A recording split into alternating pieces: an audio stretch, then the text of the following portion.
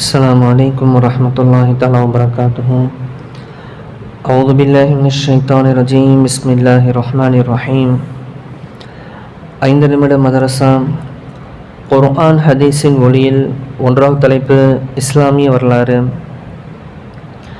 மதீனாவில் இஸ்லாம் பரவுதல்.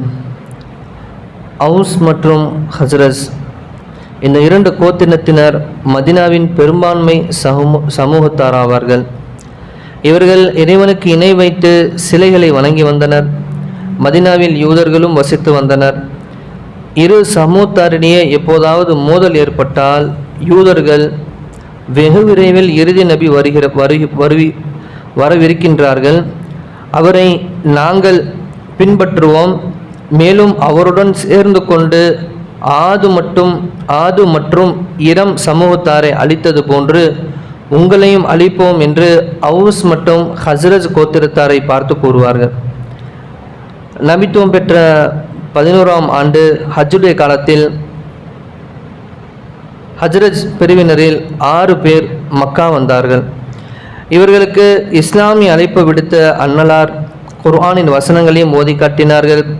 அன்னலாரை பார்த்ததுமே இறைவனின் மீது சத்தியமாக யூதர்கள் கூறுகிற இறுதி நபி இவர்தாம் என்று ஒருவரை ஒருவர் பார்த்து கூறிக்கொண்டார்கள். இந்த பாக்கியம் யூதர்களுக்கு கிடைக்கும் முன்பே நாம் இவர்களை பெற்றுக்கொள்ள வேண்டும் என்பதாக என கருதி உடனடியாக நபி ஸல்லல்லாஹு அலைஹி வஸல்லம் கரத்திலே இஸ்லாத்தை ஏற்றனர். பிறகு அன்னலாரிடம் எங்களுக்கும் யூதர்களுக்கும் நிரந்தர பகை மதீனாவிலே இருந்து வருகிறது, தாங்கள் அனுமதித்தால் மதீனா சென்று நாங்கள் இஸ்லாமை பற்றி கூறுகிறோம், யூதர்களும் இதை ஏற்றால் பகை தீர்ந்து இணக்கமும் அன்பும் ஏற்படும் அல்லவா என்று அந்த மதீனாவைச் சேர்ந்த அந்த ஹஸ்ரஜ் கோத்திரத்தார்கள் கேட்டார்கள். தீனின் அடிப்படையே அன்பும் சகோதரத்துவம் மீதும் நிறுவப்படுவதுதான். அன்னலாரும் அனுமதி அளித்தார்கள். மதீனா திரும்பியதும் இந்த 6 நபர்களும் காண்போரிடமெல்லாம் அன்னலாரை பற்றியே கூறினார்கள். இவர்களின் முயற்சியால் மதீனாவில் எல்லா வீடுகளிலும் தீன் சென்றடைந்தது.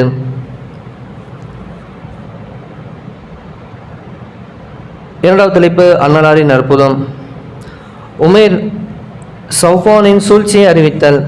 உமைர் பின் வஹாப் மற்றும் சௌஃபாவின் பின் உமையா ஆகிய இருவரும் காபாவில் அமர்ந்து கொண்டு பத்ரு போரில் மாண்டவர்களை எண்ணி கதறி புலம்பினார்கள்.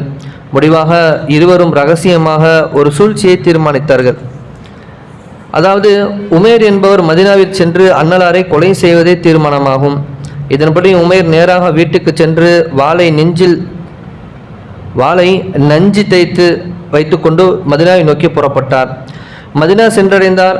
இவரை பார்த்த அன்னலார், உமைர் என்ன நோக்கத்துடன் இங்கே வந்தீர் என கேட்டார்கள். கைதிகளை விடுவிக்க வந்துள்ளேன் என்ற உமைர், இல்லை, நீங்கள் இருவர் காபாவில் அமர்ந்து என்னை கொலை செய்ய சதித்திட்டம் தீட்டவில்லையா என பெருமானார் ஸல்லல்லாஹு அலைஹி வஸல்லம் அவர்கள் கேட்க திகைத்து போனார் உமைர். இருவர் மட்டுமே அறிந்த ரகசியம் இவருக்கு எப்படி தெரிந்தது என வியந்து நடுங்கியவாறு, முகமதே, தாங்கள் மெய்யாகவே இறை தூதர்தாம் என கூறி கலிமாவை மொழிந்தார். பிறகு அன்னலார் அவரின் கைதிகளை விடுதலையும் செய்து அனுப்பினார்கள். மூன்றாவது தலைப்பு ஒரு ஃபர்லை பற்றி. சுவனம் நுழைய ஈமான் வேண்டும்.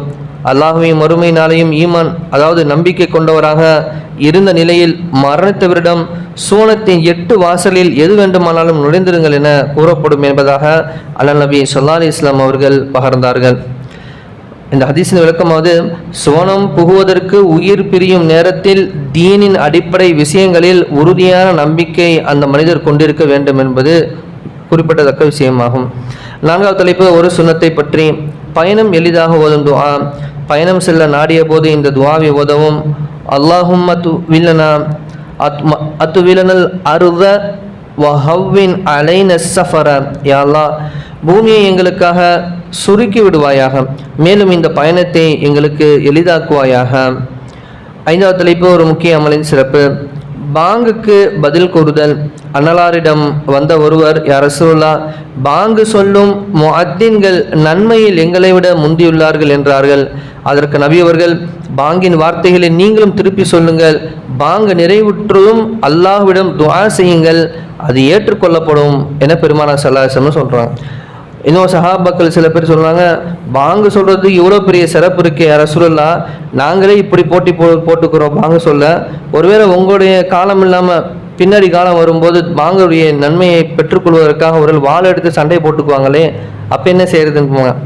இல்லை நீங்கள் கவலைப்படாதீங்க, மக்கள்கிட்ட அப்படி என்ன செய்யுது பின்னாடி அப்படி ஒரு ஆர்வம்லாம் வராது, நீங்கள் அறிந்தது போன்று அந்த நன்மையெல்லாம் பின்னாடி வர மக்கள் அறைய மாட்டாங்க என்பதாக பெருமானார் ஸல்லல்லாஹு அலைஹி வஸல்லம் சொன்னாங்க. அந்த காலகட்டத்தில் சீட்டு குலுக்கி போட்டு பாங்க சொல்லலாம்லாம் யோசிச்சாங்களாம் யாரு பெரும் சஹாபாக்கள் நன்மையின் காரணமாக. 6வது தலைப்பு ஒரு பாவத்தை பற்றி. அல்லாஹ்வின் மீது தர்கம் பயனற்றது. குர்ஆனில் அல்லாஹ் தஆலா கூறுகிறான், எவர்கள் அல்லாஹ்வுடைய விஷயத்தில் அது ஏற்றுக்கொள்ளப்பட்ட பின்னரும் அவனை பற்றி தர்கித்துக் கொண்டிருக்கிறார்களோ அவருடைய தர்க்கம் இறைவனிடத்தில் பயனற்றதாகும்.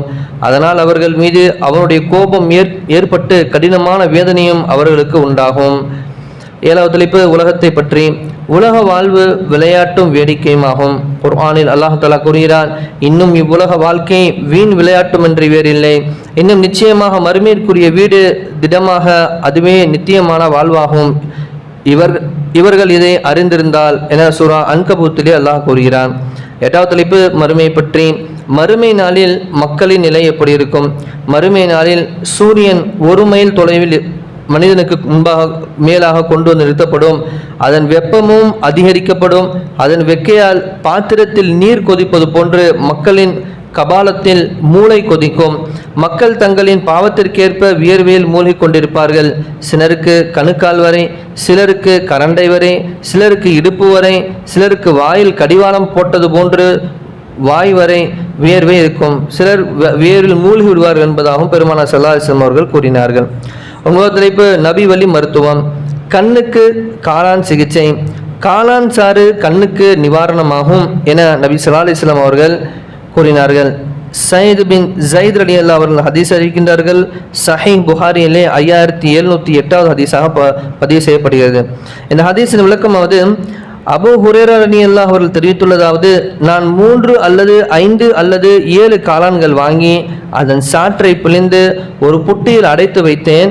பிறகு தன் அடிமை பெண்களின் கண்வலிக்கு அதை போட்டார்கள், வலி நீங்கியது என்பதாகவும் சஹீஹ் திர்மிதி ஹதீஸிலே 2069 ஹதீஸில் பதிவு செய்யப்படுகிறது. குறிப்பு, சில விஷ காளான்களும் உள்ளது. அல்லாஹ் எந்த நலவை கெட்டமோ அதன்படி அமல் செய்யக்கூடிய பாக்கியத்தை நம்ம அனைவருக்கும் தந்தல் புரிவானாக.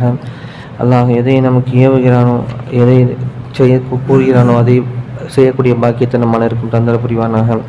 கலிமாவுடைய வாழ்க்கையை வாழ்ந்து கலிமாவுடன் மரணிக்கக்கூடிய பாக்கியத்தை நம்ம அனைவருக்கும் தந்தல் புரிவானாக. சுப்ஹானல்லாஹி பிஹம்திஹி சுப்ஹானக அல்லாஹும்ம பிஹம்திக அஷ்ஹது அல்லா இலாஹா இல்லா அன்த அஸ்தக்ஃபிருக வ அத்தூபு இலைக். ஆமீன். ஹைர். சுப்ஹான ரப்பிக ரப்பில் இஸ்ஸத்தி அம்மா யசிஃபூன். வஸ்ஸலாமு அலல் முர்ஸலீன். வல்ஹம்துலில்லாஹி ரப்பில் ஆலமீன். ஸல்லல்லாஹு